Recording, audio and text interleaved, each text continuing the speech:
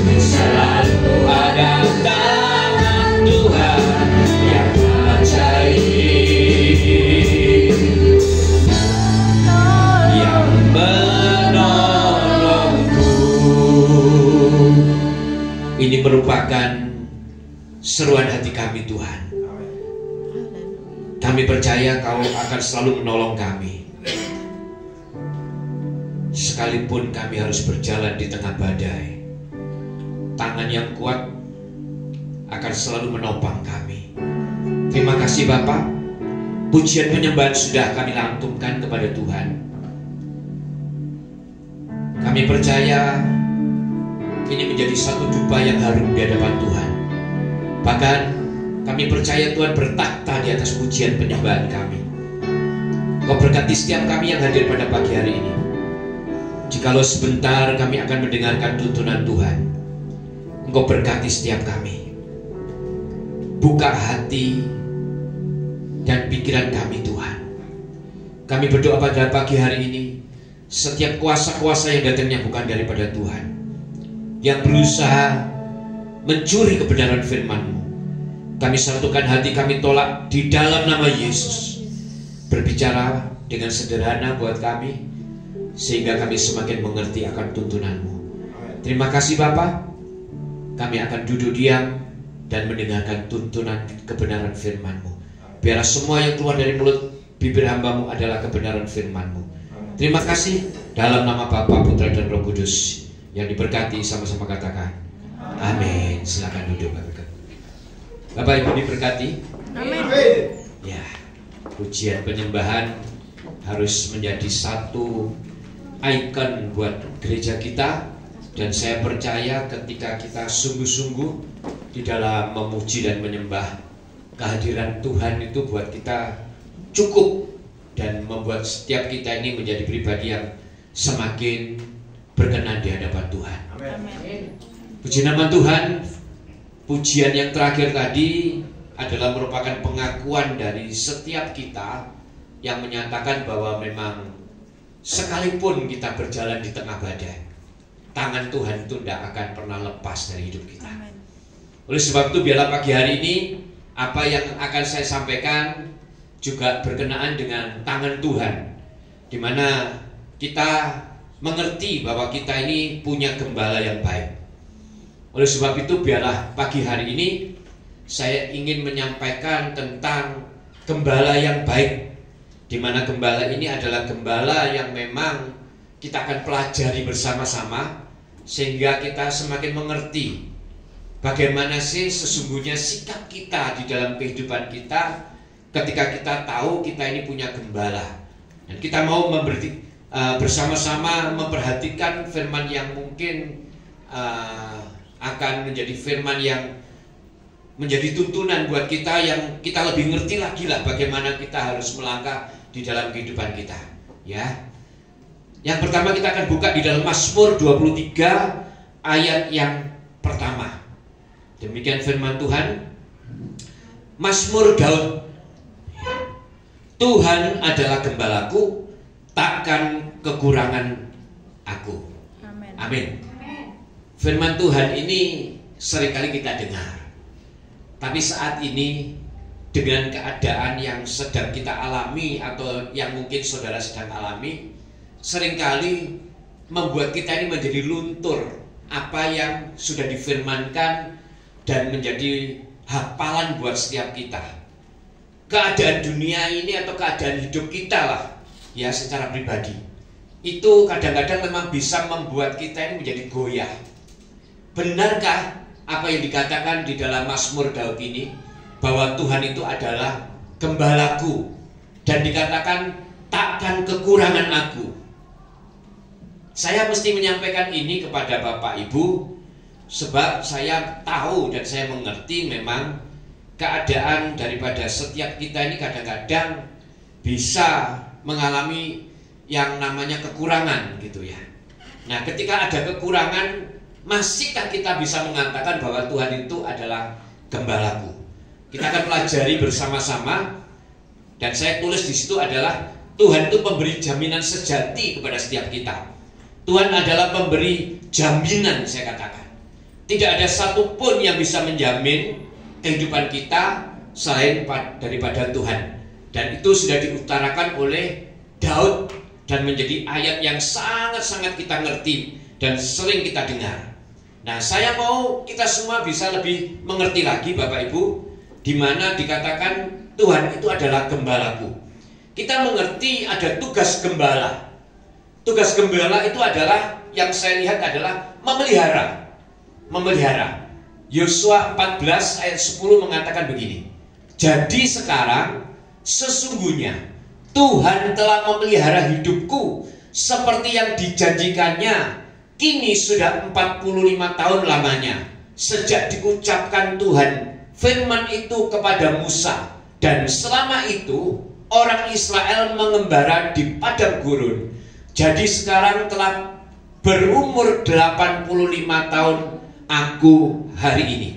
Saudara mengerti ini perkataan dari Kaleb, ya, bin Yefun, di mana dia mengatakan di hadapan Joshua bahwa dia ini tahu Tuhan itu memelihara dia selama bertahun-tahun. Bahkan di padang gurun Tuhan juga sudah menyatakan penyertaan dan pemeliharaannya sebagai gembala.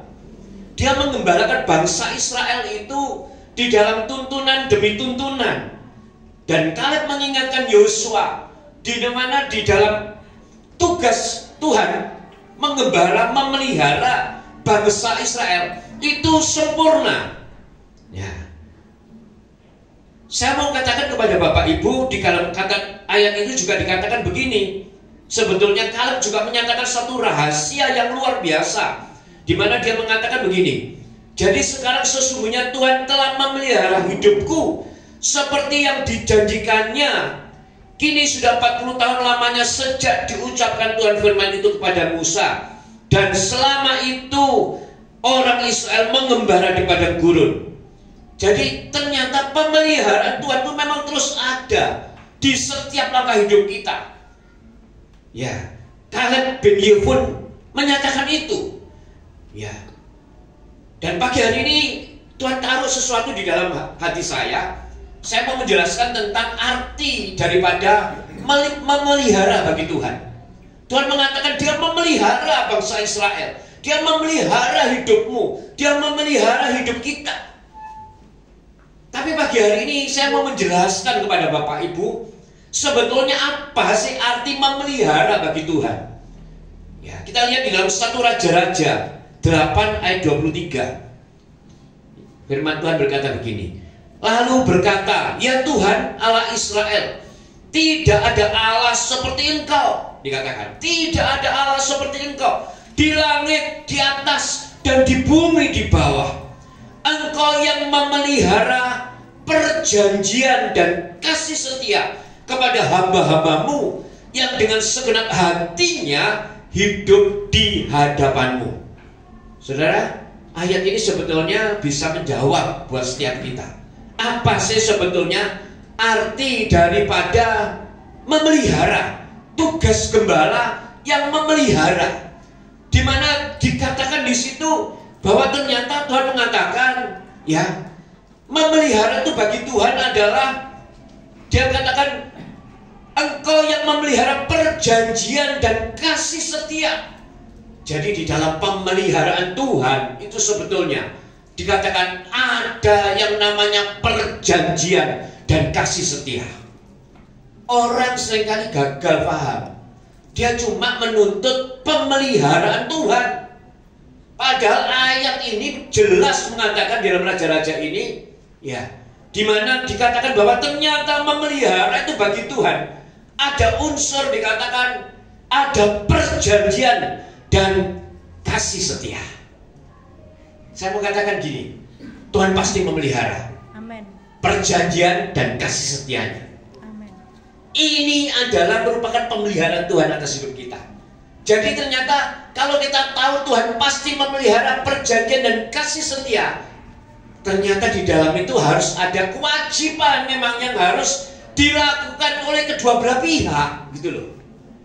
Jangan cuma menuntut Tuhan, Tuhan pasti memelihara. Benar, Tuhan pasti memelihara.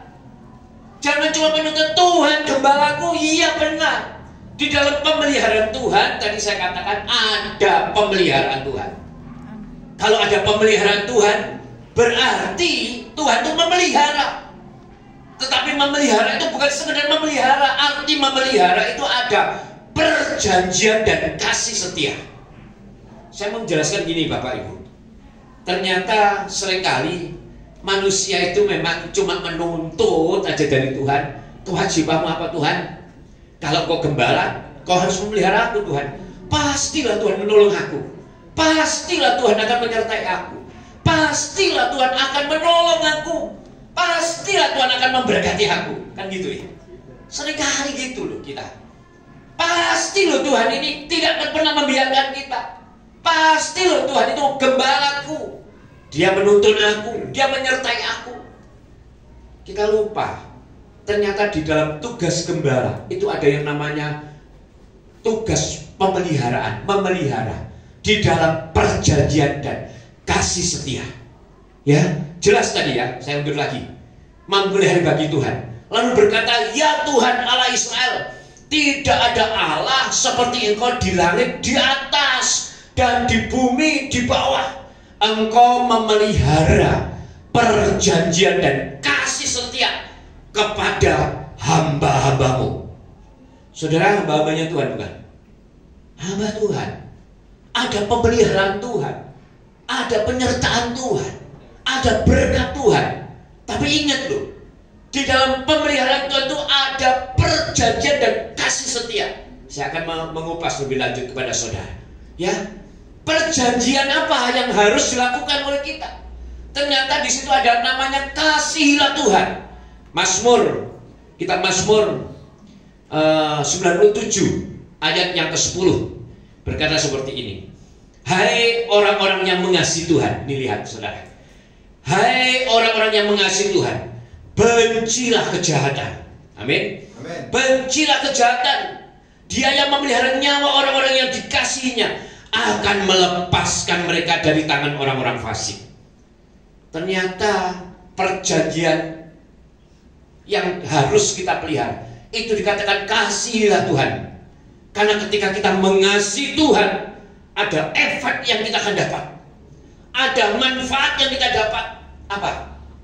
Tuhan memelihara nyawa kita. Tuhan memelihara nyawa kita. Dikatakan, ya, kita akan dilepaskan dari tangan orang-orang fasik. Memelihara kita, gitu. Kalau kita tahu sebagai orang-orang yang memang mau menjadikan Tuhan sebagai gembala kita, kita pasti akan mengerti bahwa di dalam pemeliharaan itu ada yang namanya perjanjian kasih dan setianya. Perjanjian kasih setia apa? Kasihilah Tuhan. Kalau kau mengasihi Tuhan, maka engkau akan dipelihara. Nyawamu dipelihara oleh Tuhan. Engkau akan diluputkan dari orang-orang fasik. Terus apa lagi? Kasih setia Tuhan. Kita melangkah di dalam kasih setia Tuhan. Saya cuplik sebentar. Ternyata di dalam kasih setia Tuhan dikatakan tidak akan pernah berakhir. Amin. Tidak akan pernah berakhir kasih setia Tuhan. Ini adalah perjanjian kasih setia Tuhan yang tidak akan pernah berakhir. Kita lihat di dalam Ratapan 3:22-23. Tak berkesudahan apa? Kasih setia Tuhan. Tak habis-habisnya rahmatnya. Selalu baru setiap pagi. Besar kesetiaan. Amin. Saudara, kalau cuma lihat ayat ini, saudara akan mengatakan, ya pasti kesetiaan Tuhan tidak akan pernah berakhir. Kan gitu. Kesetiaan Tuhan pasti tidak akan pernah habis. Bahkan selalu baru setiap hari. Ini kita pasti akan seperti itu. Nah, saya mau katakan gini loh Bapak Ibu. Orang Kristen itu seringkali cuma mencuplik ayat untuk kesenangan batin. Dan itu seringkali menjerumuskan kalau tidak benar-benar dipelajari dengan benar. Karena ayat itu akan selalu berurutan. Tuhan itu akan selalu memberikan ayat itu berurutan. Dan saudara pasti harus lihat, ayat demi ayat pasti akan bergandengan maksud Tuhan. Gak akan mungkin ayat itu cuma berdiri sendiri. Saudara baca kalau di atas-atasnya bagaimana yang harus dilakukan di dalam kitab Ratapan. Harus mencari Tuhan dulu. Maka dikatakan makanya ya selalu baru besar setiap pagi. Yang artinya apa? Setiap pagi cari wajah Tuhan. Ojo cuma ngomong tak berkesudahan kasih setiamu Tuhan, tapi pagi hari gak pernah cari Tuhan. Kan gitu loh saudara. Paham ya maksudnya? Jadi jangan menuntut yang baik itu dari Tuhan. Tapi tadi saya katakan perjanjian dan kasih setia itu ingetin gitu loh saudara. Ingat toh, benar Tuhan itu mengasihi kita lebih dulu sebelum kita mengasihi Dia. Tapi kalau kita sudah tahu, jangan disepelekan saudara. Mari kita melangkah sungguh-sungguh. Karena namanya perjanjian kasih setia. Perjanjian itu adalah hal yang mengikat kedua belah pihak. Tuhan pasti memelihara kita. Tapi ingat, memelihara itu berarti ada perjanjian kasih setia yang harus kita lakukan di dalam hidup kita. Jangan sembarangan saudara.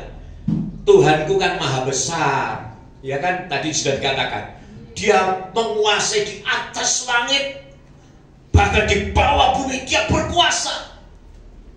Cuma menuntut dari Tuhan, oh Tuhan itu besar, gak perlu kita melakukan apa-apa. Biarkan pagi ya gak usah cari Tuhan.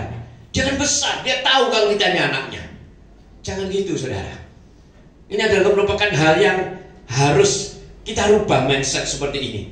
Ya, kita harus mengerti kasih setia Tuhan itu bagaimana. Ya, ini ada satu juga contoh yang harus kita mengerti saudara. Ini ada di dalam Mazmur 77 ayat 8. Dikatakan begini, sudah lenyapkah untuk seterusnya kasih setianya? Telah berakhirkah janji itu berlaku turun-temurun? Lihat saudara, sampai ada satu hal yang dilakukan oleh Yedutun, seorang imam Lewi. Ya, dia seorang Bani Asaf. Dia katakan mengingatkan buat Bani Israel bahwa sesungguhnya kasih setia Tuhan itu akan terus ada, tetapi bisa berakhirkah itu janji? Kalau kita benar-benar katakan ada kata-kata janji lagi, kalau kita tidak melakukan janji, maka kita akan katakan sudah berakhirkah Tuhan? Sudah berakhirkah Tuhan? Kita nggak melakukan apa-apa saudara. Kita cuma menuntut saja dari Tuhan. Saya ingatkan perjanjian, kita lihat di dalam Yesaya 56 ayat 6 sampai 7. Ya, mohon maaf, tegang terus, tidak apa-apa. Yang penting ngerti, gitu saudara ya. Perjanjian di dalam Yesaya 56 ayat 6 sampai 7. Dan orang-orang asing yang menggabungkan diri kepada Tuhan itu melayani Dia untuk apa? Mengasihi nama Tuhan dan untuk menjadi hamba-hambanya. Semuanya yang memelihara hari Sabat dan tidak menajiskannya, dan yang berpegang kepada perjanjianku. Ini saudara lihat, berpegang dengan perjanjianku, mereka akan kubawa kemana saudara? Ke gunungku yang kudus.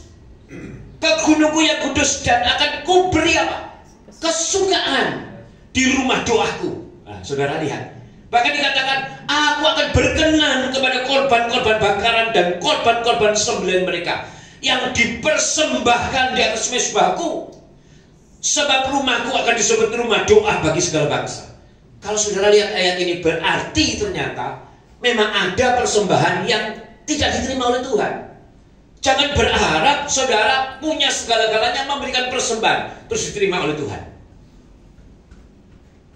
Ayat ini sudah menjelaskan kepada setiap kita bahwa persembahan yang diterima oleh Tuhan itu pun merupakan satu hal yang harus kita usahakan bagaimana caranya supaya persembahan itu diterima oleh Tuhan.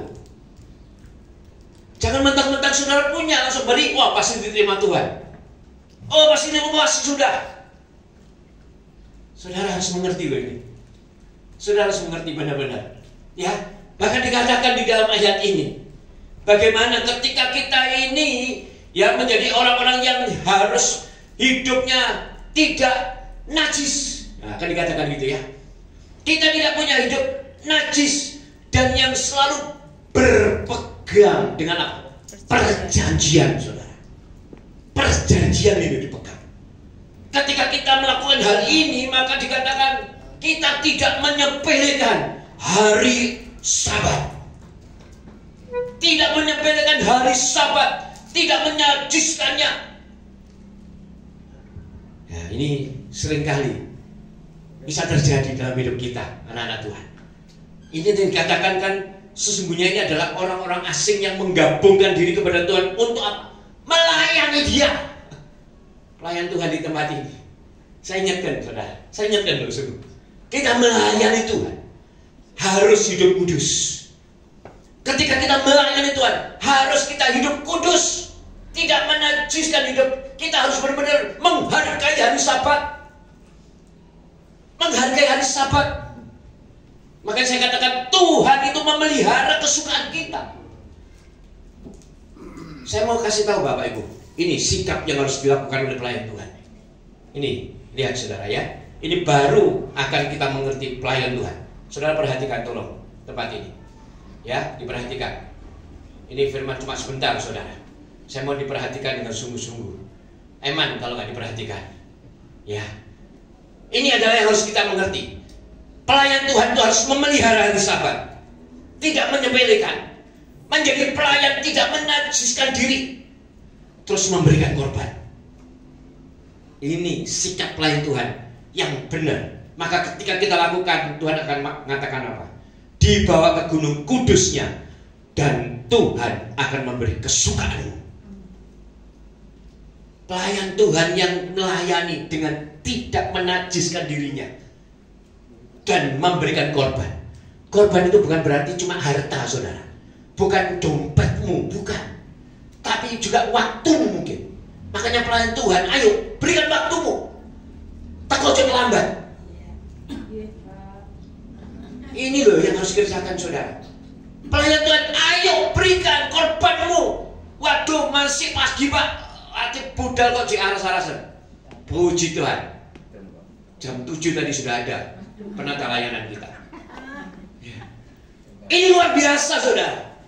Standby benar-benar sebagai pelayan, karena menjadi pelayan itu akan dibawa Tuhan ke Gunung Kudus. Kalau kita mengerti ini, maka pelayanan kita gak akan sia-sia. Amin. Gak akan sia-sia. Kalau sekedar saudara datang melayani, ya, datang waktunya, dikatakan ada korban yang harus diberikan.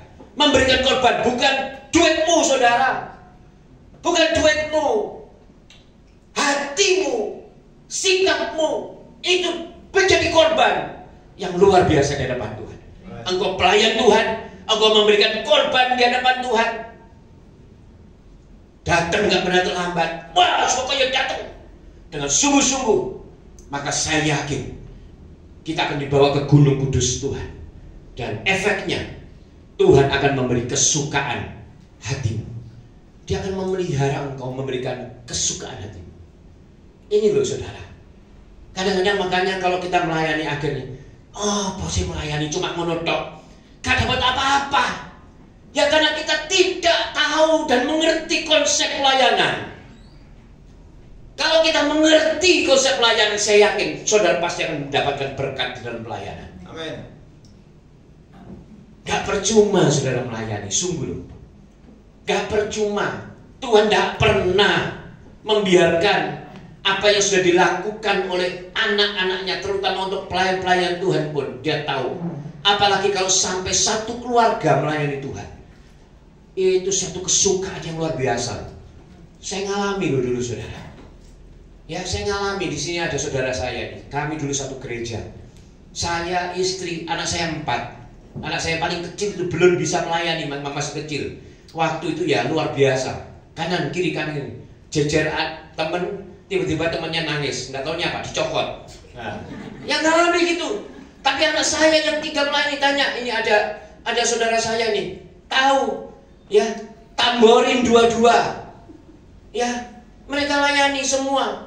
Saya WL, istri saya singer, bangga melayani. Benar-benar melayani. Makanya kemarin saya ngomong dengan seseorang di tempat ini, kamu jangan pernah meremehkan soal pelayanan. Kau bisa ngalami. Dan Tuhan, puji Tuhan, saya sebagai gembala itu seringkali disuruh ngalami secara pribadi. Apapun itu, saya merasakan pengalaman pribadi inilah memang yang menguatkan dan menjadi kekuatan saya. untuk saya bisa sampaikan kepada saudara. Sungguh, malam kalau Sabtu malam Minggu, caranya bagaimana? Sabtu malam Minggu anak-anak saya pasti jam 8 sudah saya suruh tidur. Tidur, harus tidur. Gak bisa tidur, lampu matiin. Oh, turu gak turu, pokoknya dipateni lampu. Ya sekarang HP-nya disita kalau sekarang bawa HP. Dulu ada HP tapi HP-nya nggak seperti sekarang, ya kan? Dulu HP-nya kan beda dengan sekarang. Sita, nggak apa-apa, suruh tidur. Kayak suruh turu gelbak-gelbak jarno ya, pokoknya dia turu. Ojo makan di bojomu. Turu pokoknya. Pelak tidur. Pagi bangun. Ini loh, saya praktekkan, saya kasih tahu saudara, mungkin bisa menjadi contoh buat saudara. Saya pagi bangun. Ketika saya bangun, siapa yang mandi dulu? Saya dulu saudara. Mandi dulu, mandi resik, apalagi tugas ngejas ngepol wes tinggal ngomong, ayo bangun mandi, ayo bangun. Pantes saudara, mung saya sudah siap kok. Kalau saya belum siap kan, lah papa gurung kok kan gitu saudara. Ini caranya gitu. Dan itu saya lakukan bertahun-tahun. Bahkan saya datang sama saya lebih dulu daripada gembala saya. Tanya istri saya, apalagi tugas doa pagi, saya lebih dulu. Ibadah di tempat kami dulu jam 6 pagi. Ayo kita merubah jam 6 pagi itu pasti. Malah kayak setangi saudara. Iya Pak. Loh bener, tanya itu Pak Agus saudara saya. Jam 6. Berarti siapa? Jam 5 saya harus doa pagi di gereja, doa. Sungguh, anak-anakku papat ya, percil-percil, misalnya gitu. Saya bisa loh. Makanya sekarang kalau ada orang ngomong, gak iso Pak anakku, aku cuma ngomong preketek. Sungguh loh. Kalau saya tidak ngalami, saya mungkin, waduh, ribet ya anakku papat. Aku papat ngalami Pak. Bu, guru. Stop ya. Jadi intinya apa? Minta hikmat Tuhan, sungguh-sungguh. Kita mau memberikan korban. Ya kesel memang Pak, Bu, kesel. Ya kan, kenapa? Karena setelah itu anak-anak waduh disuruh bangun, kita yang nato satu-satu selalu berangkat ke gereja. Dan jaraknya juga enggak dekat. Jaraknya enggak dekat, jauh loh. Makanya kalau sekarang ngomong jauh Pak, braketek saudara. Aku lebih ado. Dan saya lakukan bertahun-tahun, puluhan tahun mungkin. Ya, makanya kalau sekarang atasnya ya, wah aku Jawa Tengah Pak, ya sekarang kamu Jawa Tengah. Iya Pak, aku Jawa Tengah. Ya, Jawa Tengah, tapi jarak itu tetap cik menang aku. Ya, jadi sekali lagi saudara, mari kita harus benar-benar menjadi pelayan Tuhan yang benar-benar bisa menjadi pelayan Tuhan yang tidak menajiskan diri dan memberikan korban. Amin. Amin. Beri korban. Makanya kalau pelayan Tuhan tidak mau memberi korban, wis salah seragam, wis bobah wis. Tapi kan dia mau korban, balik nih Pak. Duh, bertahan Pak. Iya, soalnya seragaman aku balik nih. Ya. Ini pelayan Tuhan yang mau memberikan korban. Ya. Nah, sekarang kita lihat perjanjian berikutnya. Ada apa ini yang dikatakan di dalam Tuhan adalah gembalaku. Ternyata dikatakan memelihara Taurat Tuhan. Memelihara saudara. Di dalam 1 Tawarik 22 ayat 12 mengatakan gini. Hanya Tuhan kiranya memberikan kepadamu akal budi dan pengertian, dan membuat engkau menjadi pemegang perintah atas Israel, supaya engkau apa? Memelihara Taurat Tuhan Allahmu. Seringkali gini saudara, anak-anak kita, kalau kita mau menjadi anak-anak yang pintar, anak-anak yang pandai, kalau mau mengikuti kebenaran firman Tuhan, ajari mereka untuk bisa memelihara Taurat Tuhan. Ajari mereka untuk bisa memelihara Taurat Tuhan. Karena ini kebenaran firman. Dan ini saya cuma dapat satu, nanti kalau saudara kepingin saya bisa bawakan lain. Bukti-bukti kalau orang itu memelihara Taurat Tuhan. Artinya apa? Selalu mengutamakan Taurat Tuhan. Pasti Tuhan akan memberikan akal budi. Amin. Lek anakmu gak takut Tuhan, ya terserah. Paling dia cuma membaca mangono lari. Tapi kalau anak-anak yang memelihara Taurat Tuhan,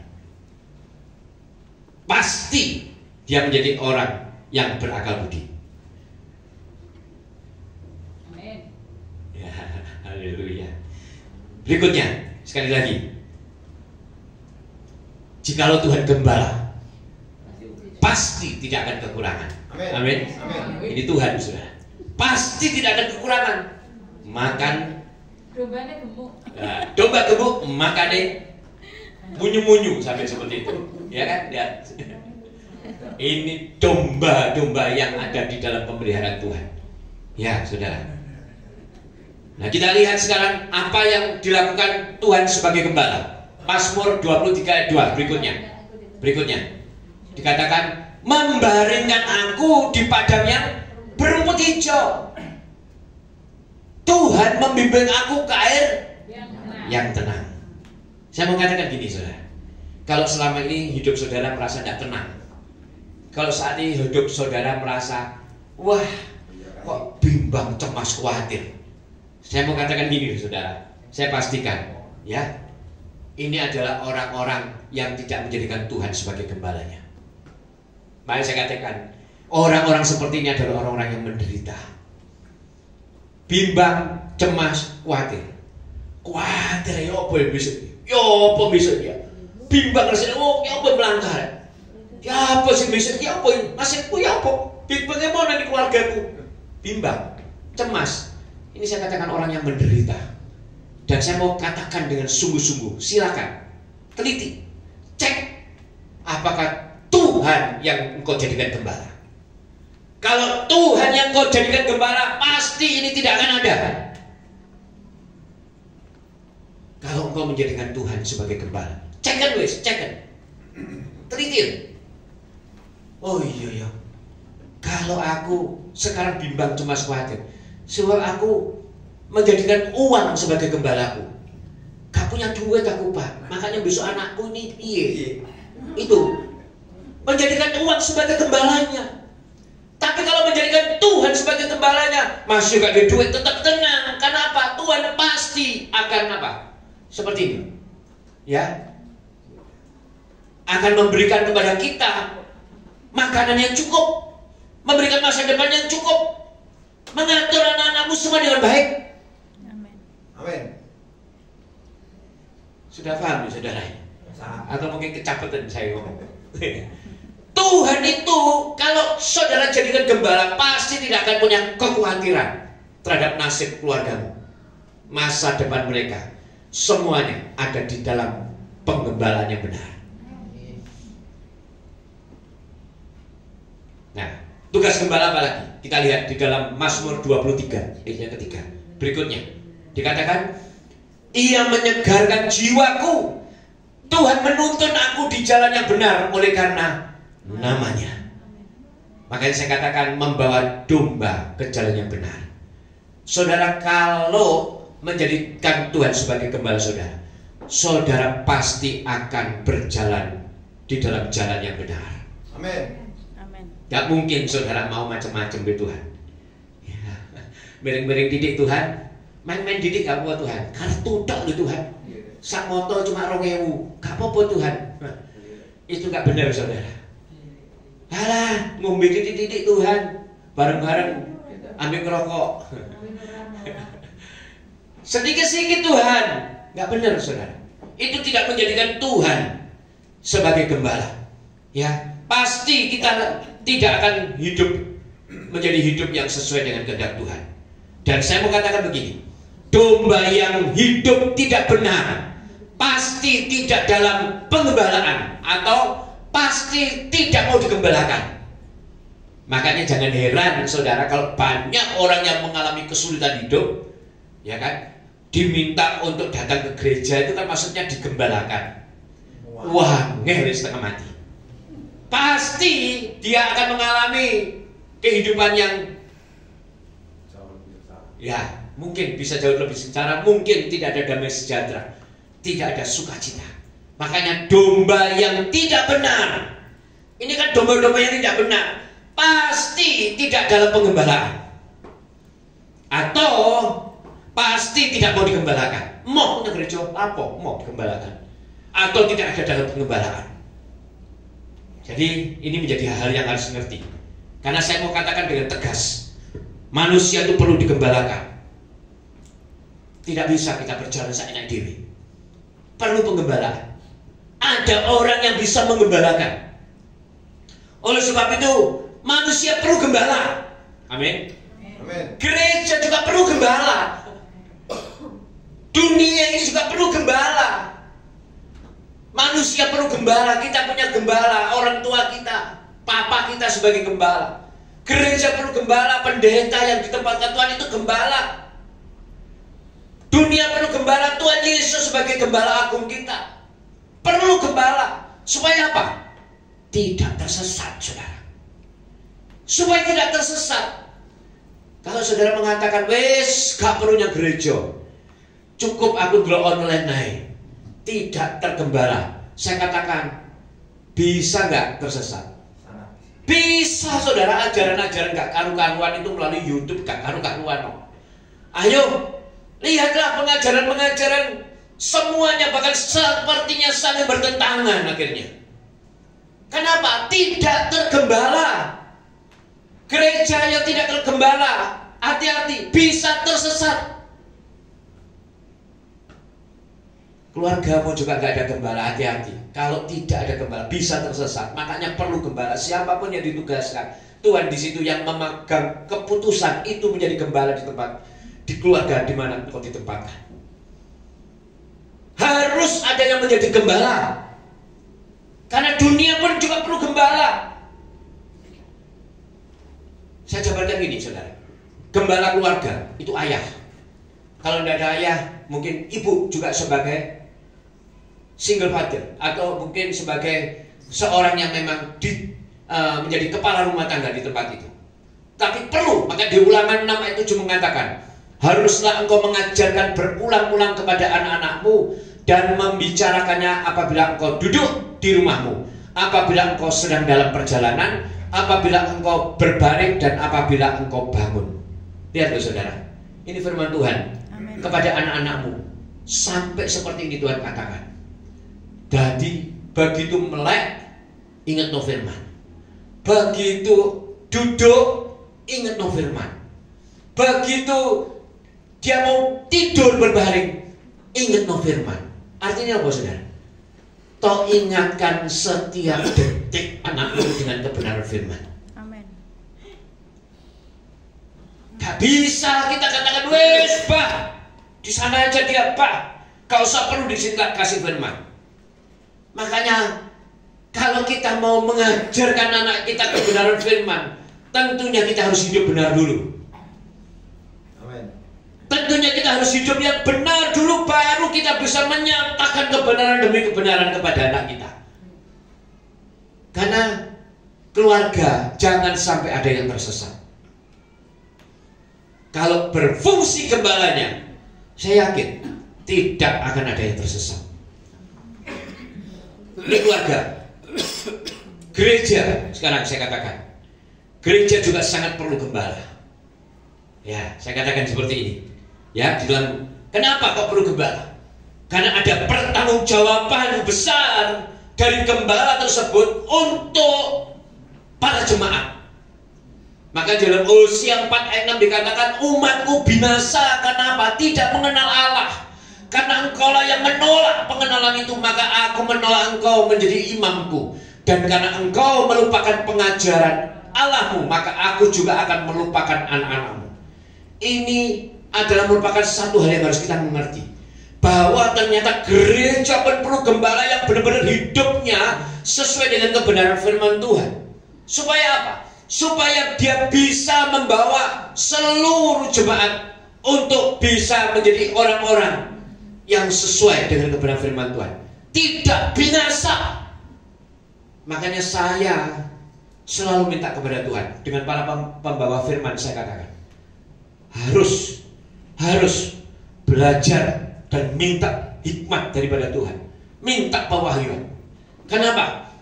Karena yang kita ajarkan di atas mimbar ini adalah merupakan hal yang membawa jemaat itu untuk bisa mengenal akan Tuhan. Karena kalau tidak, itu tanggung jawab itu kepada kita, saudara. Dan mereka binasa, kita ini yang bertanggung jawab. Makanya Saya sering katakan, saya harus menyatakan kebenaran di atas mimbar. Saudara melakukan atau tidak itu urusan saudara dengan Tuhan. Tapi saya dan seluruh pembawa firman di tempat ini, saya berharap harus menyatakan dengan sungguh-sungguh di atas mimbar. Tidak usah pakai serupung. Buka semua. Gak apa-apa. Kita harus menyatakan dengan sungguh-sungguh. Karena ketika kita menjadi gembala dan tidak berfungsi gembala, maka ada potensi jemaat itu tersesat. Makanya saya tidak mau. Gereja sangat perlu gembala. Ya. Dan saya mau katakan, para gembala, ya, dimanapun kita berada, Tuhan itu selalu memberkati para gembala. Jangan pernah takut. Saya secara pribadi juga seperti itu dulu. Ya apa ya caranya ya? Makan kupiye, ada kupiye. Tuhan tidak akan pernah membiarkan gembala. Dia akan memelihara gembala. Banyak mujizat-mujizat yang akan diberikan, kebutuhan-kebutuhan yang akan disampaikan kepada para gembala, pasti akan tersalurkan dengan baik. Ya. Makanya lagu tadi juga merupakan lagu pengukuhan sebetulnya. Persoalan akan tetap datang sekalipun ada dalam penjagaan gembala. Kita lihat dalam Mazmur 23 ayat 4. Ini ayat berikutnya. Kita lihat. Sekalipun aku berjalan dalam lembah kekelaman. Saudara bisa lihat? Sekalipun aku berjalan dalam lembah kekelaman.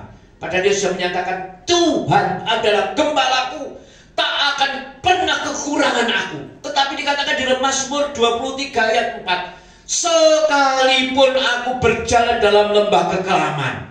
Berarti bisa kita mengalami perjalanan dalam lembah kekelaman. Tetapi sikap kita bagaimana kalau menjadikan Tuhan sebagai gembala?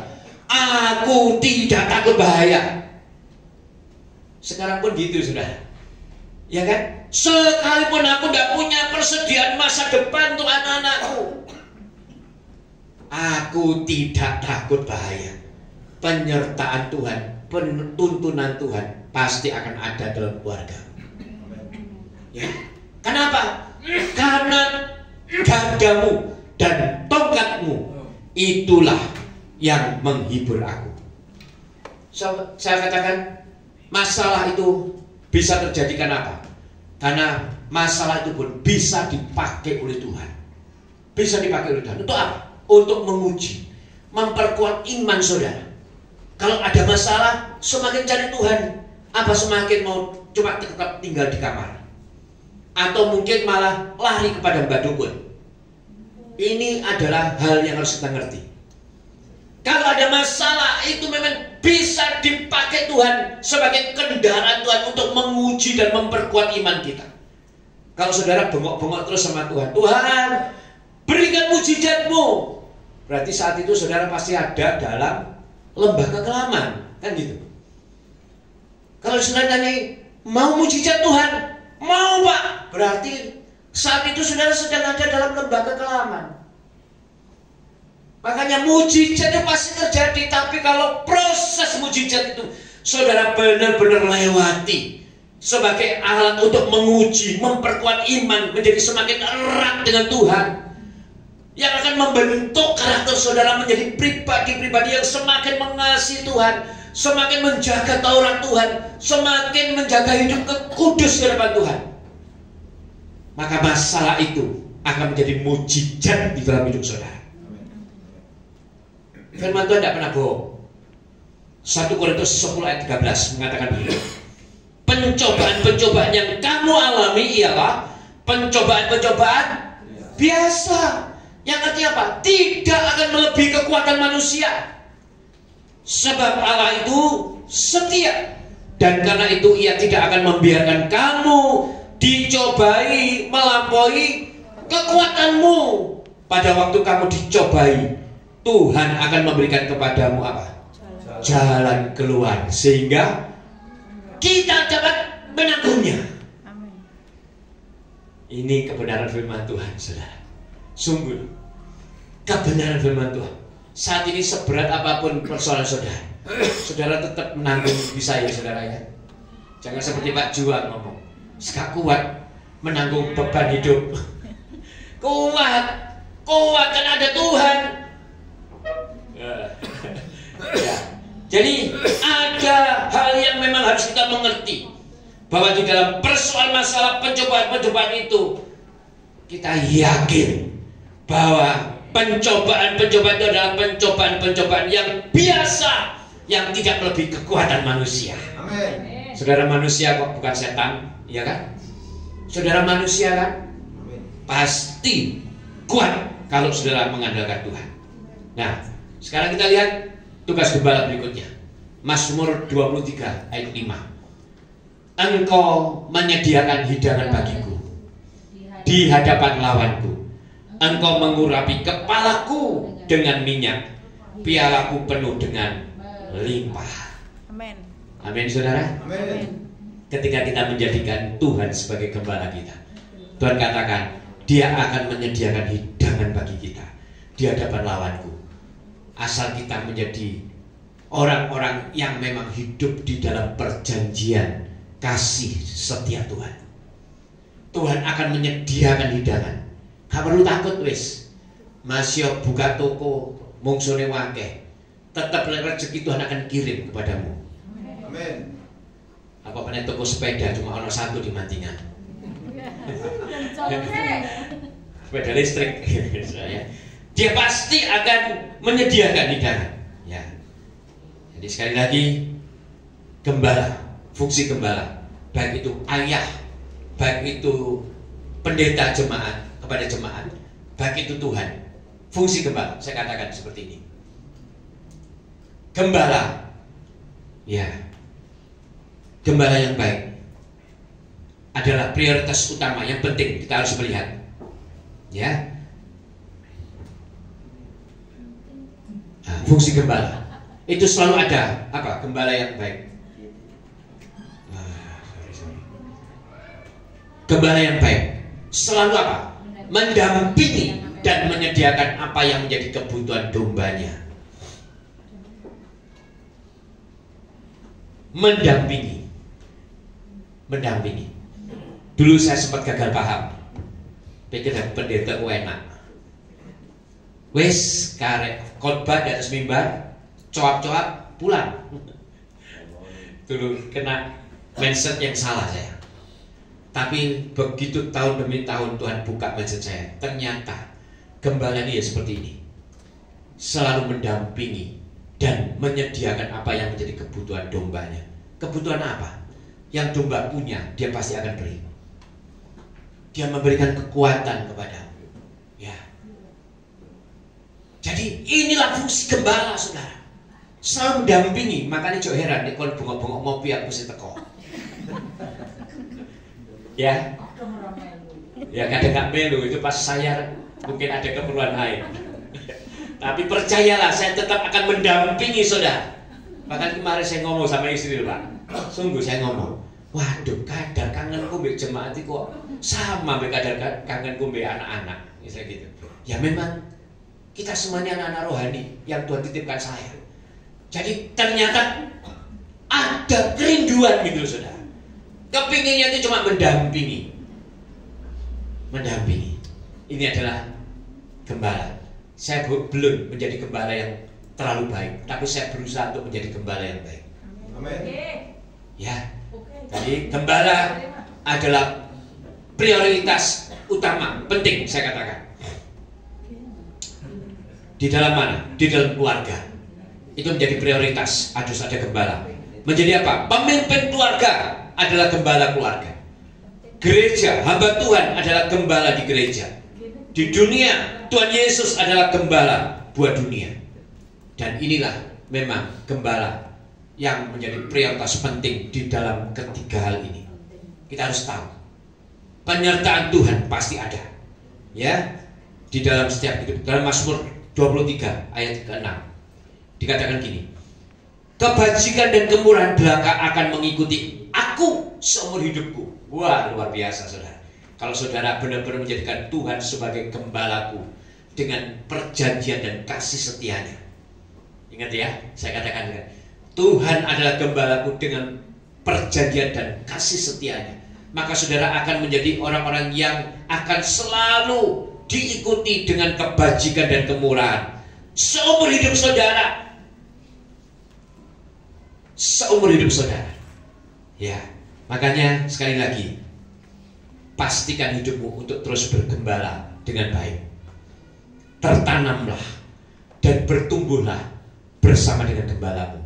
Ojo dicabut-cabut. Kalau namanya tertanam kan harus bertumbuh. Tertanam kan harus hidup. Ditanam, ojo dicabut meneh. Pindah meneh, tandang meneh, cabut meneh. Tidak akan pernah bertumbuh. Amin. Wes ojo pindah-pindah iki kene ae mbek aku. Amin. Amin. Tenan ya? Yes. Tenan ya? Yes. Loh. Karena kalau dicabut lagi saudara tidak akan bertumbuh, mati. Tertanamlah dan bertumbuhlah bersama dengan gembalamu. Amin. Amin. Gembala ini juga perlu untuk terus bertambah, bertumbuh dan berbuah. Wes gak usah ngelirik-lirik gereja lain. Sama wae di sini saudara bisa lebih mencak-mencak, bisa lebih ini hadiran Tuhan rasa. Fokus. Makanya saya juga ngomong dengan penata layan, sudah fokus saja. Pelayan Tuhan harus fokus juga dengan jemaat, dengan tertanam dengan sungguh-sungguh, dengan benar. Jangan cabut-cabut. Ya, pelayanan di sini nggak kurang banyak pelayanan. Mau jadi apa? Kalau nggak bisa, mau jadi apa? Yang terakhir pun masih ada buka lowongan, bersihkan gereja. Ini bukan lowongan saya saudara. Ini saya mohon maaf, hari ini saya nggak bersihkan. Ya, capek banget saya saudara. Ya, ini saya buka lowongan saudara. Bersih gereja, ini pelayanan juga saudara. Walah Pak Pendeta Pak Dune, sekarangmu. Tapi ini pembuka lowongan. Jadi, wes tertanamlah dan bertumbuhlah di dalam gereja ini dengan sungguh-sungguh. Amin. Supaya kau bertumbuh. Kalau bertumbuh, kau pasti akan berbuah. Kalau kau gak tertanam, bagaimana kau bisa bertumbuh? Kalau kau gak tertanam, bagaimana kau bisa berbuah? Kalau kau mengatakan aku jadi berkat di sana Pak, saya katakan blegedes saudara. Kenapa? Karena saudara tidak tertanam. Kalau saudara tertanam pasti akan bertumbuh. Kalau sudah bertumbuh pasti berbuah. Amin. Amin. Pasti jadi berkat. Karena berbuah. Buahnya itu loh berkat. Tapi kalau engkau tidak tertanam dan tertumbuh, engkau alum saudara, layu, dan bisa dinikmati buahmu. Buahmu gak akan seger minum-minum seperti Pak Petrus. Seger banget gitu loh. Sungguh saudara, gak wani aku ngomong Bu Edang. Gak apa-apa ya, gue daripada ngantuk. Tapi percayalah saudara, kalau saudara tertanam dan bertumbuh, maka saudara pasti akan berbuah. Amin. Amin. Saudara mau diberkati Tuhan? Amin. Hiduplah dalam persatuan. Bertumbuh bersama-sama di tempat ini. Amin. Nikmati semua pelayanan apapun. Gak usah wedi pelayanan apa begini. Banyak pelayanan. Banyak. Mau apapun banyak pelayanan. Ya, sampai terakhir tadi saya buka lowongan. Ya artinya apa? Gak usah bingung macam-macam kesana kesini, bingung pelayanan. Di sini lo pelayanan banyak. Mau apa wis? Sampai ada saya Kristin loh, itu ngadir di kono pelayanan itu. Tekoe mau telat itu.